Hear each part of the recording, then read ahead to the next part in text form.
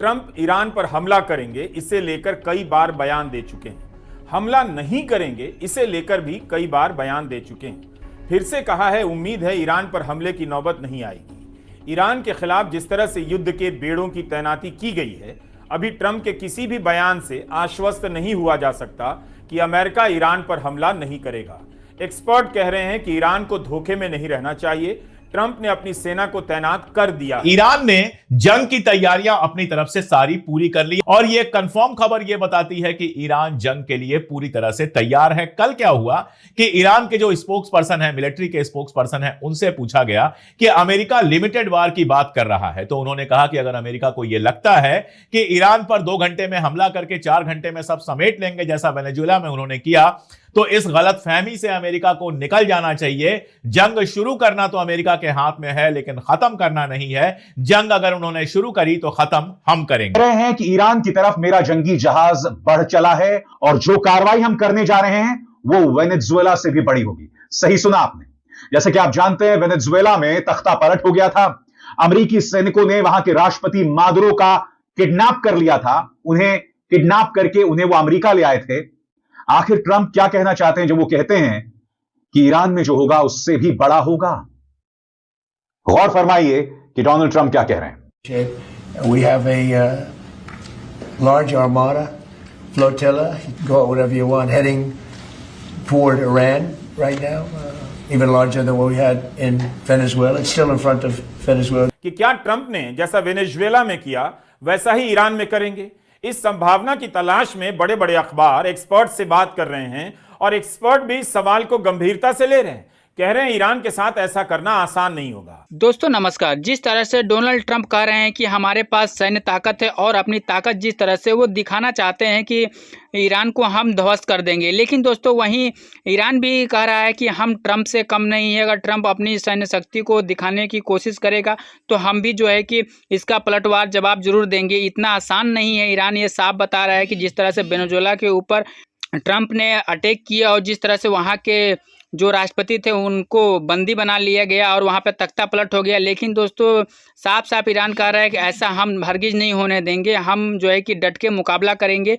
और दोस्तों तमाम तरह की बातें हम जानेंगे इस वीडियो में रवीश कुमार और अभिसार शर्मा से। तो दोस्तों देरी ना करें, पूरे वीडियो को देखते हैं शुरू से लेकर अंत तक और आपकी अपनी राय क्या इस वीडियो पर जरूर लिखिए। आप हमारे चैनल पर पहली बार हैं तो चैनल को सब्सक्राइब जरूर कर लें। अभी ट्रंप के किसी भी बयान से आश्वस्त नहीं हुआ जा सकता कि अमेरिका ईरान पर हमला नहीं करेगा। एक्सपर्ट कह रहे हैं कि ईरान को धोखे में नहीं रहना चाहिए। ट्रंप ने अपनी सेना को तैनात कर दिया है। ईरान ने भी कहा है अगर हमला हुआ तो इस बार ऐसा जवाब देंगे जो पहले कभी दिया नहीं। अखबार के अखबार अब्राहम लिंकन को लेकर भर गए हैं। अमेरिका के 11 एयरक्राफ्ट कैरियर में से है अब्राहम लिंकन। इसका आधिकारिक नाम CVN-72 है।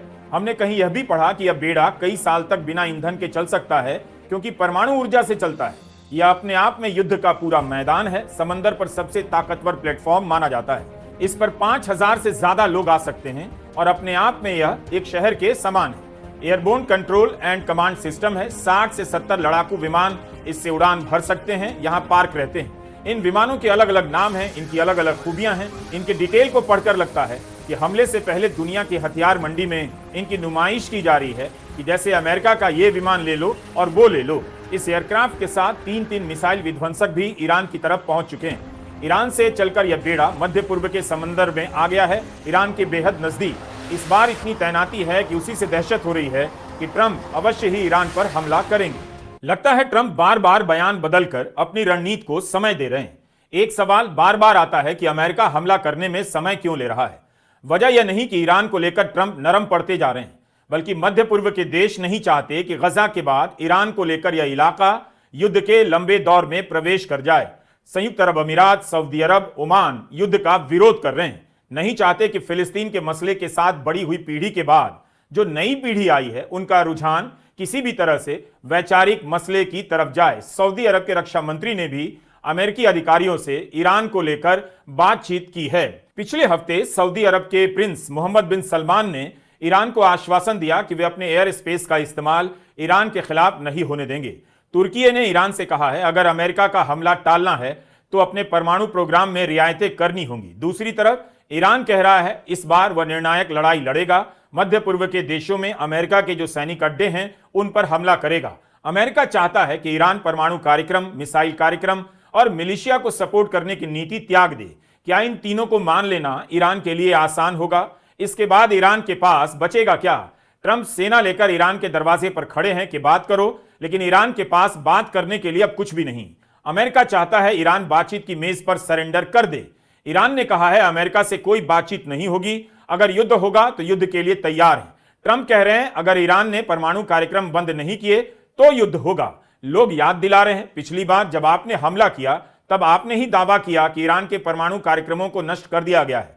फिर इस बार क्यों कह रहे हैं ईरान को परमाणु कार्यक्रम बंद करने होंगे, नहीं तो हमला कर देंगे? दावोस में ट्रंप ने कहा कि हो सकता है ईरान फिर से परमाणु हथियार बनाने की कोशिश करे, लेकिन इसके लिए उन्हें कहीं और जाकर करना होगा, क्योंकि पुरानी साइट पूरी तरह से खत्म कर दी गई थी। We have a lot of very big, very powerful ships sailing to Iran right now, and it would be great if we didn't have to use them. Can you say what the message was that you shared with Iranians? Well, I told them two things. Number one, no nuclear, and number two, stop killing protesters. They're killing them by the thousands.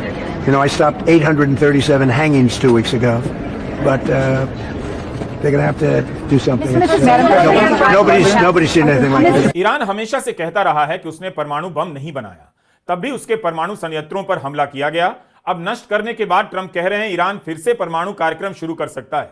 Trump परमाणु कार्यक्रम की बात करते हैं, कभी मानवाधिकार की बात करते हैं, कभी लोकतंत्र की बात करते हैं, अलग अलग आवाजों में बात करते हैं ताकि आपके लिए पता करना मुश्किल हो जाए ईरान पर हमला क्यों करने जा रहे हैं। ट्रंप वो बात नहीं कहना चाहते जो सबको मालूम है। इस वक्त इसराइल और नेतन्याहू ने इलाके में अपना दबदबा कायम कर लिया है। नेतन्याहू को भी लगता है यही मौका है इस इलाके में ईरान को घेर कर खत्म कर दिया जाए। ट्रंप को भी यही लगता होगा कि ईरान से फुर्सत पाने का सही मौका है।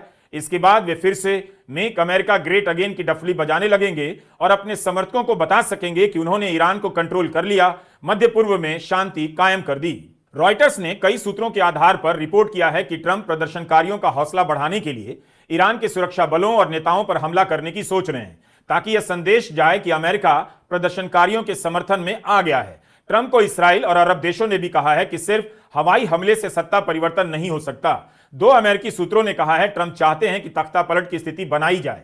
इसी रिपोर्ट में यह भी लिखा है कि अभी तक ट्रंप ने इसे लेकर अंतिम फैसला नहीं किया कि वे क्या करने वाले। सूत्रों के हवाले से रिपोर्टिंग हो रही है कि हमले से पहले इसराइल और सऊदी अरब के अधिकारी वॉशिंगटन में बातचीत के लिए पहुंचे हैं। रॉयटर्स ने रिपोर्ट किया है कि इसराइल के सैन्य इंटेलिजेंस के चीफ ने पेंटागन, CIA और व्हाइट हाउस में वरिष्ठ अधिकारियों से मुलाकात की। एक्सियोस ने रिपोर्ट किया है कि उन्होंने ईरान के टारगेट्स को लेकर जानकारी साझा की है। ईरान पर हमले को लेकर पश्चिमी मीडिया की रिपोर्ट और इन रिपोर्ट में उठाए जा रहे सवालों को देखकर हंसी भी आती है और यह भी समझ में आता है कि यह अखबार किस तरह से युद्ध को, किसी संप्रभु देश पर अटैक को लोगों के मन में जरूरी काम के रूप में बिठाते रहते हैं। वेनेजुएला के राष्ट्रपति और उनकी पत्नी को अगवा कर लिया गया। पश्चिम के अखबारों के लिए यह घटना किसी देश की संप्रभुता के अतिक्रमण का उदाहरण नहीं रहा, बल्कि अब यह उनकी जिज्ञासा का हिस्सा है कि क्या ट्रंप ने जैसा वेनेजुएला में किया वैसा ही ईरान में करेंगे। इस संभावना की तलाश में बड़े बड़े अखबार एक्सपर्ट से बात कर रहे हैं और एक्सपर्ट भी इस सवाल को गंभीरता से ले रहे हैं। कह रहे हैं ईरान के साथ ऐसा करना आसान नहीं होगा। अमेरिका के अखबारों में जुगाली करने वाले ये एक्सपर्ट भूल जाते हैं कि अक्टूबर 2024 में जब इसराइल हमला कर रहा था तब उसके बीच खामेनेई सार्वजनिक रूप से सामने आए, नमाज पढ़ाई और अमेरिका के खिलाफ भाषण दिया। अगर ईरान के भीतर के हालात अमेरिका को उकसा रहे हैं तो कई बार लगता है कि ट्रंप भी अमेरिका के भीतर के हालात के कारण कभी ग्रीनलैंड, कभी ईरान की बात करने लगते हैं। वेनेजुएला पर हमला किया तब कहा गया एपिस्टीन फाइल से भटकाने के लिए किया गया। आज तक एपिस्टीन फाइल से जुड़े कागजात सामने नहीं आए। इस समय मिनेसोटा में कितने प्रदर्शन हो रहे हैं। 2 अमेरिकी नागरिकों की मिनियापोलिस की सड़कों पर हत्या कर दी गई। पूरी दुनिया देख रही है कि एक राज्य के लोग अपने राष्ट्रपति से भिड़ गए हैं। गवर्नर और मेयर ट्रंप से सीधे लड़ रहे हैं। एक तरफ आइस है, दूसरी तरफ नेशनल गार्ड, और इस सब के बीच ट्रंप अपने देश में चल रही मारामारी को छोड़कर ईरान को संभालने चले हैं। ट्रंप ईरान के प्रदर्शनकारियों को भड़काना चाहते हैं, जबकि खुद उनके देश में प्रदर्शन फैलता जा रहा है। तो दोस्तों, जैसा कि आपने वरिष्ठ पत्रकारों को सुना और रवीश कुमार जिस तरह से बता रहे हैं कि ये वेनेजुएला की तरह ईरान नहीं है कि वो तख्ता पलट जिस तरह से अमेरिका ने करवा दिया था वेनेजुएला में, अब जो है कि इतना आसान नहीं है ईरान के ऊपर अटैक करना, क्योंकि ईरान भी वो मजबूत देश है और ईरान जो है कि जिस तरह से पिछली बार अमेरिका को तड़ातोड़ जवाब दिया था, अभी भी वो तैयार है जवाब देने के लिए। दोस्तों, जिस तरह से वरिष्ठ पत्रकार हैं रवीश कुमार ने जिस तरह से बताया है कि अपने देश के अंदर जो प्रदर्शन हो रहा है उसे अमेरिका यानी डोनाल्ड ट्रंप कंट्रोल नहीं कर पा रहे हैं, लेकिन दूसरे के फटी में टांग अड़ाने के लिए पहले तैयार हो जाते हैं। तो दोस्तों आपने पूरे वीडियो को देखा और समझा, तो दोस्तों आपकी अपनी पर्सनल राय क्या बनती है इस वीडियो पे जरूर लिखिएगा। वीडियो अच्छी लगी हो तो वीडियो को लाइक करें, शेयर करें और हमारे चैनल पे पहली बार आए तो सब्सक्राइब जरूर करें। तो दोस्तों आज के लिए बस इतना ही, फिर मिलेंगे एक नई वीडियो नई टॉपिक के साथ। तब तक के लिए सलाम, नमस्कार, सत श्री अकाल, खुदा हाफिज, आपका दिन शुभ हो।